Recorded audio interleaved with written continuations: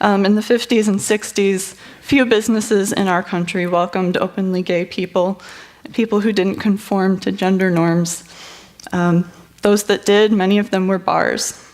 So in New York City, there was a bar called the Stonewall Inn in Greenwich Village.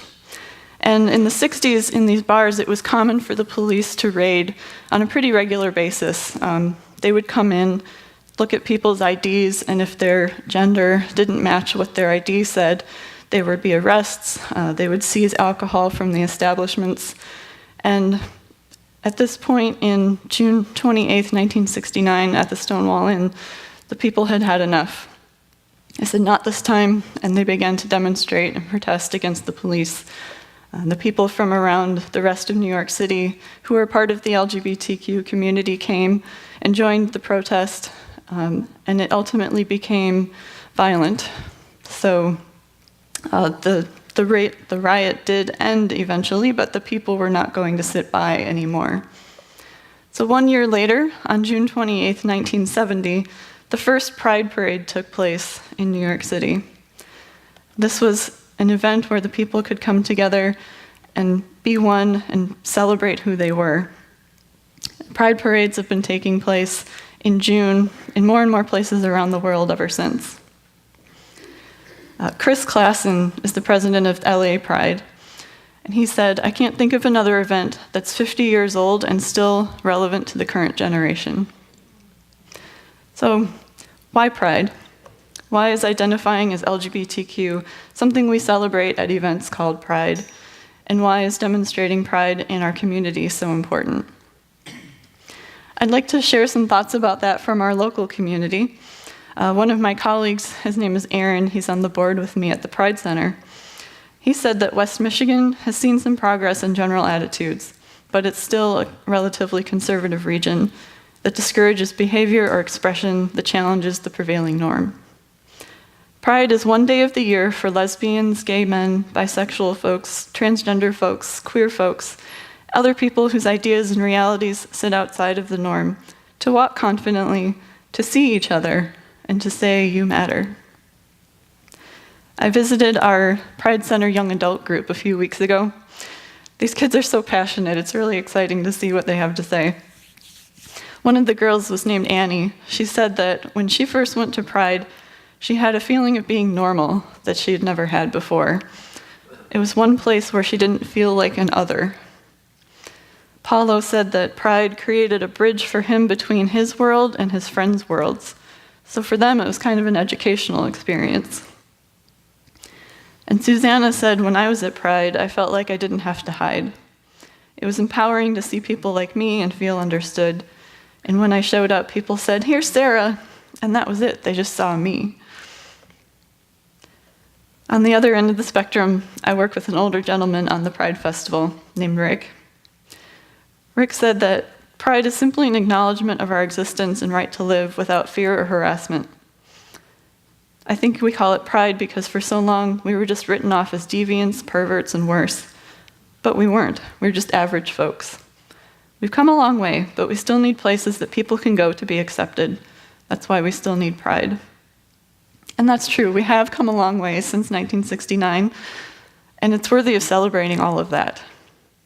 Pride gives us a community, a place to draw strength for activism and for change. But as Rick said, we still have a long way to go. So I'd like to share a little bit today about the current state of our LGBTQ community, what's going on, and hopefully shed some more light on why Pride is still so important today. So for some of you, this will be familiar.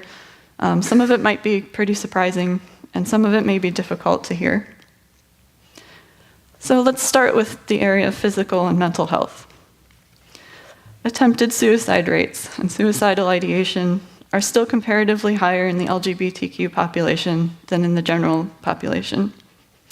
A variety of studies have shown that somewhere around 3 or 4 times more likely for LGBTQ youth than for cisgender and heterosexual youth to attempt suicide. There are many reasons this might be the case. A heterocentric culture, homophobia, bullying in schools, and family rejection are a few.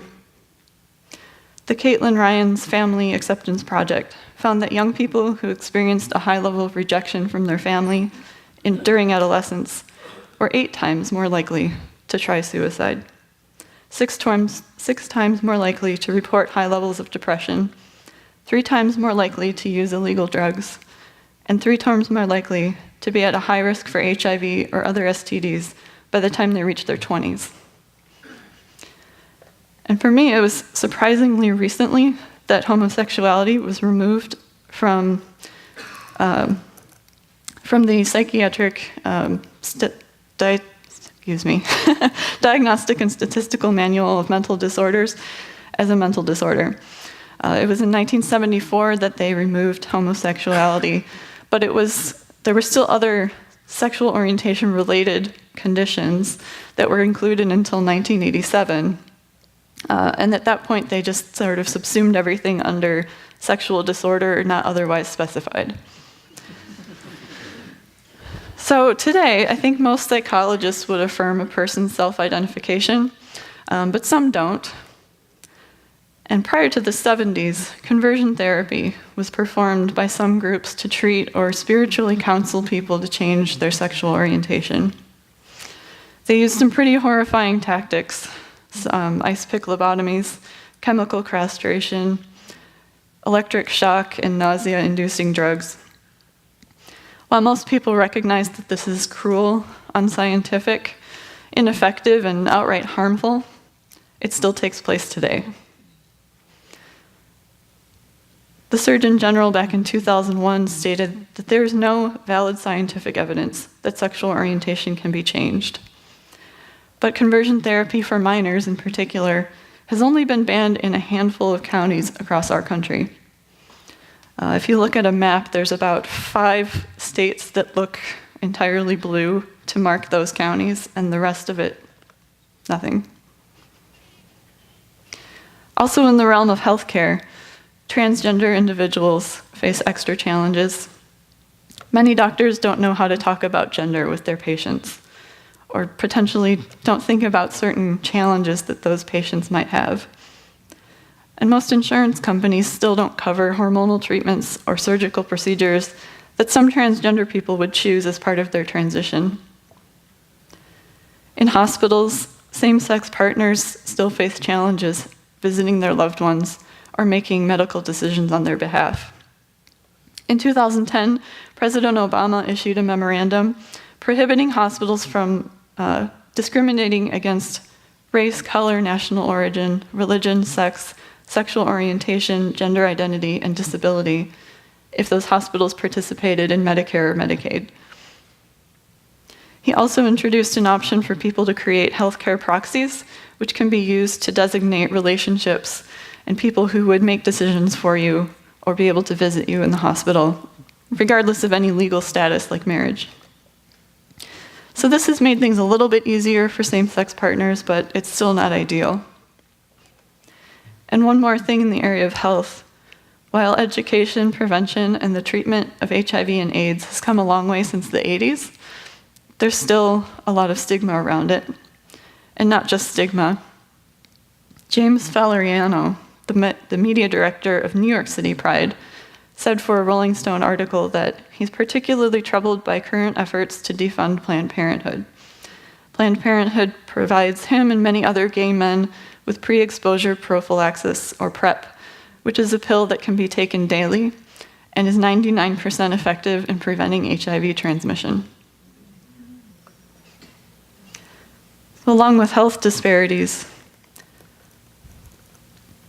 LGBTQ community also experiences legal disparities in our protections.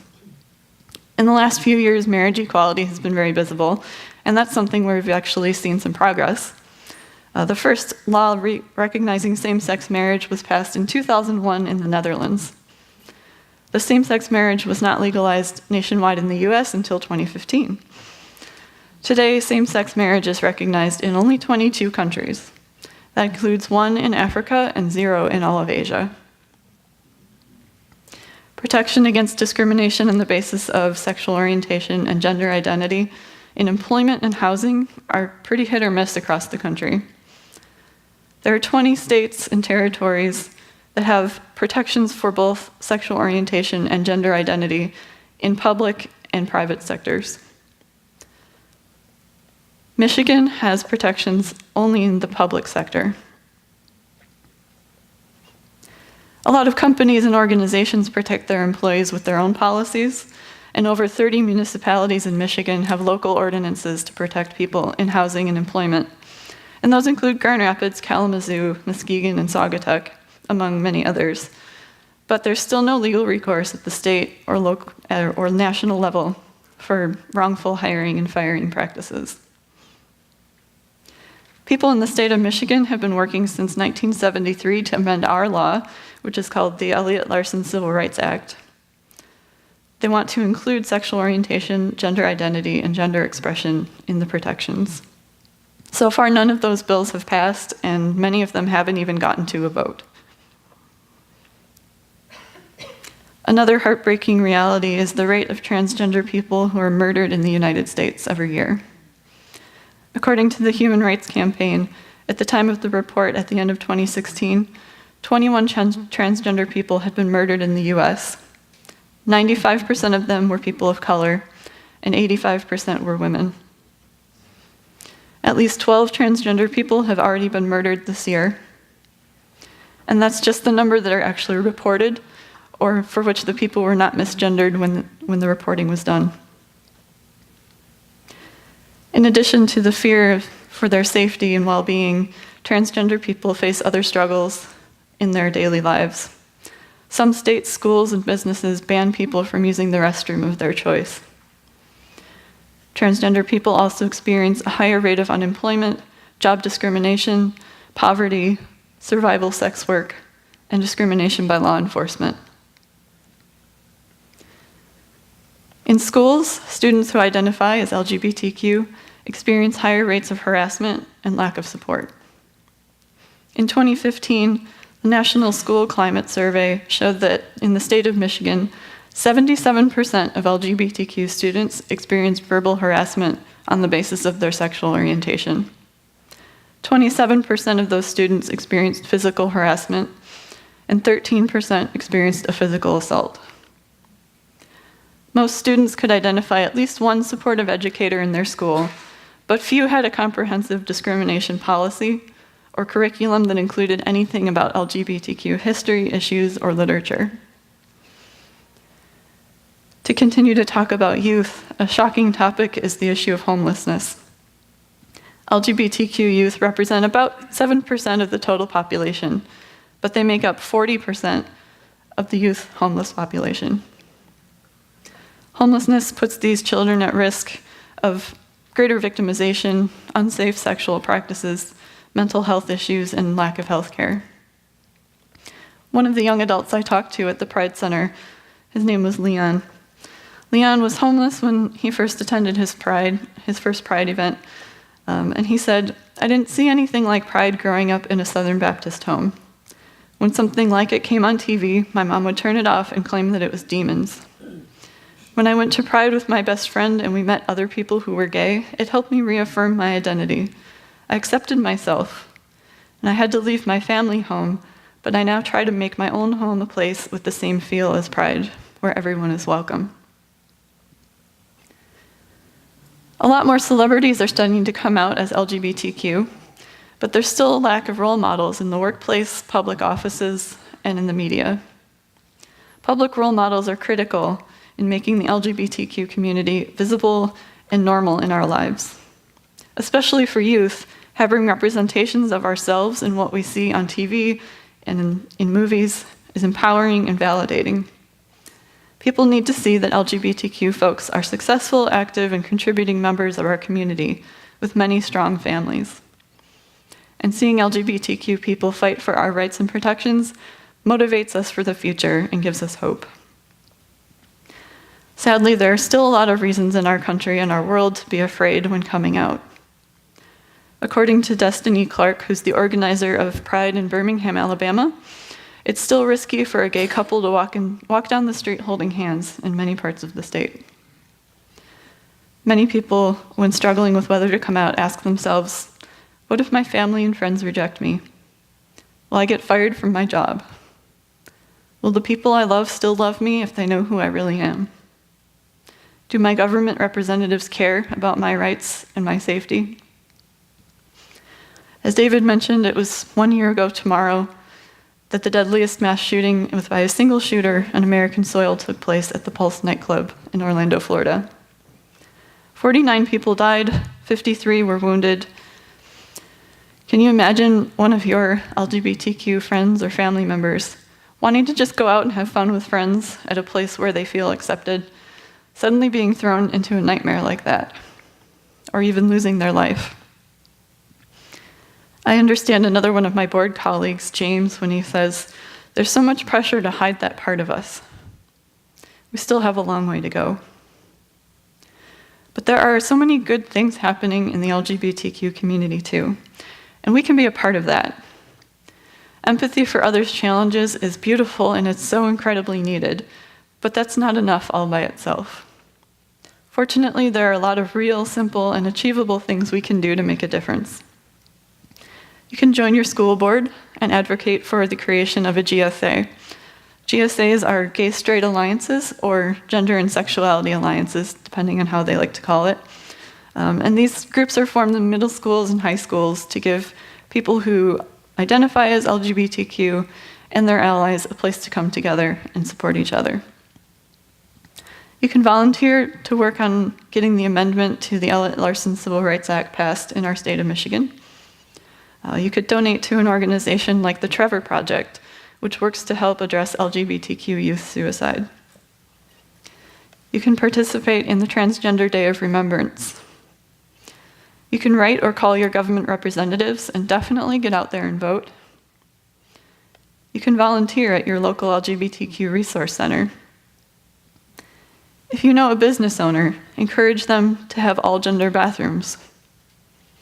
You could fly one of the LGBTQ flags. You can speak up if you see harassment or discrimination on the basis of sexual orientation or gender identity. And of course, attend Pride. We have services today. I'm so excited for that. And of course, I have to plug Grand Rapids Pride next Saturday. So why Pride?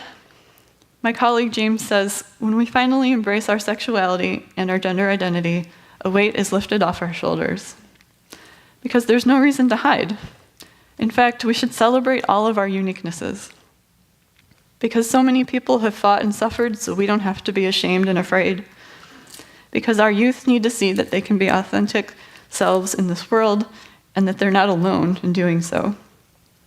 Because they should be safe to do that. Because Pride is a place for allies to show their support and solidarity with the LGBTQ community. Because we cannot create change quietly and fearfully. Yes, it is critical to have places where we come together and feel accepted and empowered. But more than that, if we're going to move forward as a community, we have to create change loudly and proudly. We have to continue to raise our voices. As Robert Frost said, freedom lies in being bold. So let us live freely, embrace each other in all of our beautiful differences, and continue to work boldly in the spirit of pride. Thank you.